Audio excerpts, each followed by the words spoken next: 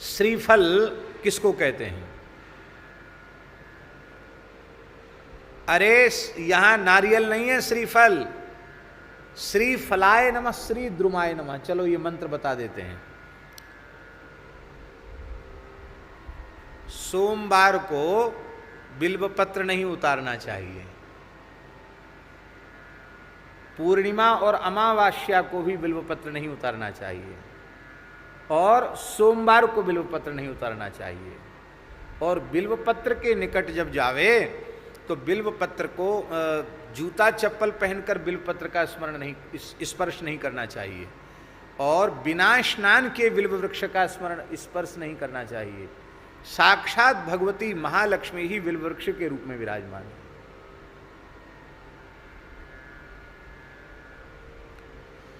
बिल्व वृक्ष के रूप में साक्षात भगवती महालक्ष्मी विराजमान है।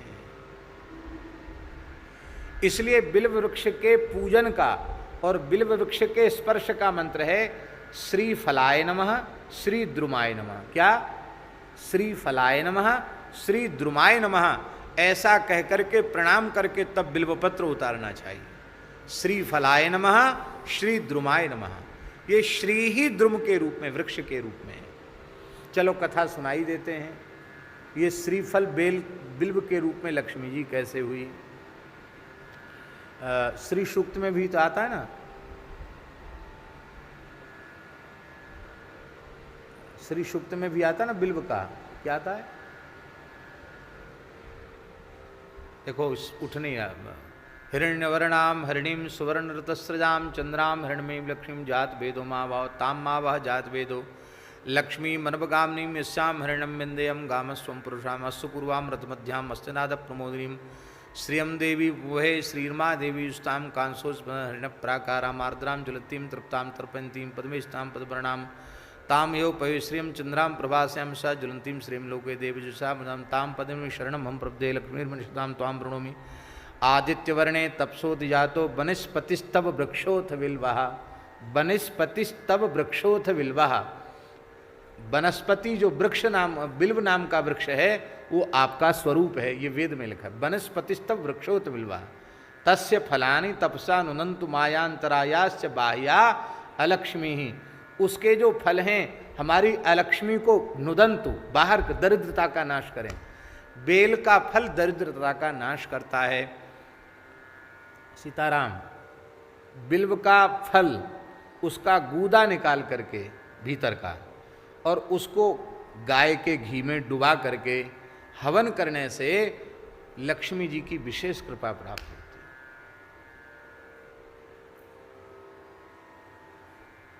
रसराज जी को उपाय मिल गए, पर हवन करें तब ना।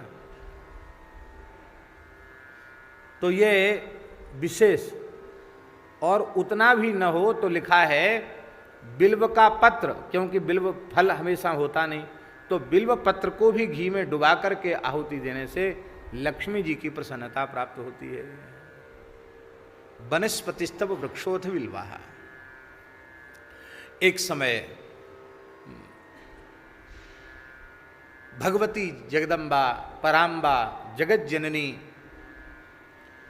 श्री महालक्ष्मी जी ने भगवान नारायण से पूछा, प्रभु आप सदा सर्वदा मुझे प्राप्त बने रहें, मेरा आपसे कभी वियोग न हो, और आपके चरणों में प्रति क्षण हमारी प्रीति बढ़ती ही चली जाए, अनुराग आपके चरणों में बढ़ता चला जाए, ऐसा कोई साधन हमें बताइए। भगवान हंसने लगे, बोले इसके लिए तो तुमको तपस्या करनी पड़ेगी।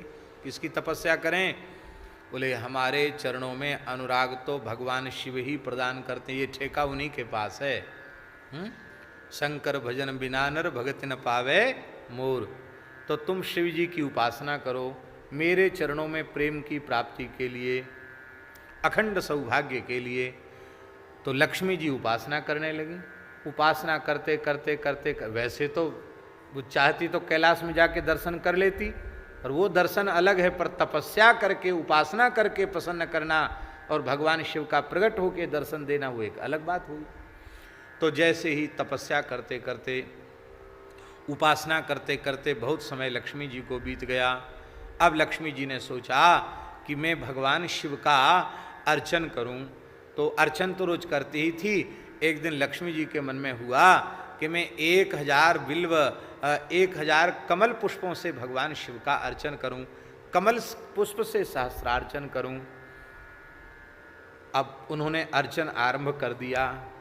भोले बाबा ने लीला की। क्या लीला की?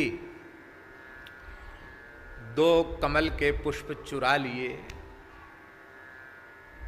2 कमल के पुष्प चुरा लिए। सब चोरी करते हैं, हमारे वृंदावन के ठाकुर जी को दोष नहीं लगाना चाहिए, समय आने पर सब कर लेते हैं। बोल भले ही लीला है, पर 2 कमल चुरा लिए शंकर जी ने। अब पूजन के बीच में उठना, बोलना, संकेत करना, या वो तो भगवती महालक्ष्मी संकल्प करें तो प्रकट हो जाए, पर ये अपनी शक्ति का प्रयोग करना वो भी एक दोष ही है। उपासक बन के उपासिका बन के बैठी हैं। तब उन्होंने विचार किया अब मैं क्या करूं। तब उनके मन में आया कि भगवान श्री नारायण हमारे पयोधरों को खिले हुए कमल का जो बंद जो माने अध खिला हुआ जो कमल है, उस वह उपमा हमारे पयोधरों की भगवान नारायण देते हैं, तो क्यों ना यही कमल हैं, ये कमल ही मैं अर्पित कर दूं। तो उन्होंने तत्काल अपने पयोधर ही कमल के रूप में अर्पित कर दिए। तत्काल भगवान शिव पार्वती प्रकट हो गए। भगवती का स्वरूप तो तत्काल यथावत ही हो गया, पर वो जो अपने पयोधर अर्पित किए थे उसका सिंचन भगवान शिव ने अमृत से किया, और सिंचन करते ही भूमि से बिल्व वृक्ष प्रकट हो गया। इसलिए इसको श्री द्रुम कहा गया। लक्ष्मी जी से प्रकट है ये, और इसमें ब्रह्मा जी, विष्णु भगवान, शिव जी, संपूर्ण देवी देवताओं का निवास इसमें होता है। बिल्व वृक्ष के नीचे 68 करोड़ तीर्थों का निवास होता है। बिल्व वृक्ष के नीचे बैठकर साधन करने से बहुत जल्दी मंत्र सिद्धि होती है। शंकर जी की स्थापना की जरूरत नहीं पड़ती। बिल्व वृक्ष के नीचे सहज शिव जी उसके नीचे विराजते हैं, समस्त देवता विराजते हैं। यही भाव मेरे मन में जब ये कथा आई थी तो हमारे मन में ये भाव आया था, कहीं ऐसा हो जहाँ शिव जी को मध्य में हम विराजें और प्राकृतिक रूप से कम 11-12 बिल्व के वृक्ष हों, और उन वृक्षों का ऐसे झुरमुट बन के प्राकृतिक शिव जी का मंडप बन जाए, जिसमें बिल्व वृक्ष के बीच में बैठकर शिव जी का स्मरण किया जाए, वहीं बैठ के राम राम किया जाए। तो हमारे पुरानी गौशाला में बाबा हैं, ये कर तो रहे हैं वहाँ तैयारी, चबूतरा के चारों ओर 10-12 बिल्व वृक्ष लगा करके उसकी तो कुछ दिनों में भगवान की दया से एक विलक्षण बिल्व कुंज बन जाएगी।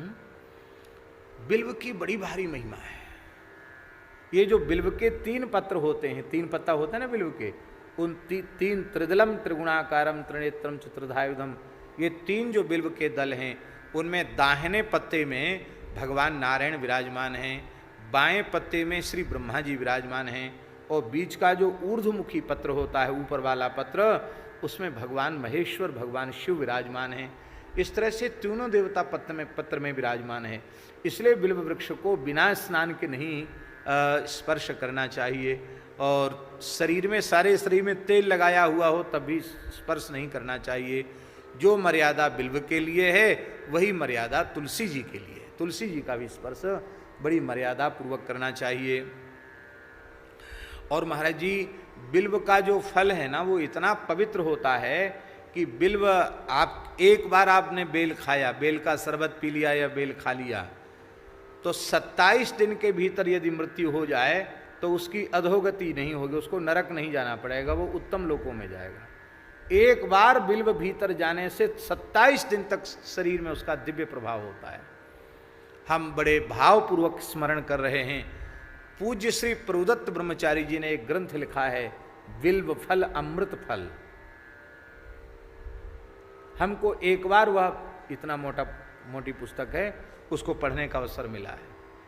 पूज्य श्री ब्रह्मचारी जी महाराज 12 वर्ष तक बिल्व पत्र और बिल्व फल खा करके ही रहे थे, और 12 वर्ष तक उन्होंने गायत्री की उपासना की थी, और लगभग 300 से ऊपर पुस्तकें उन्होंने अपने जीवन में लिखी। बड़ा अद्भुत जीवन, क्या कहना, अद्भुत जीवन था।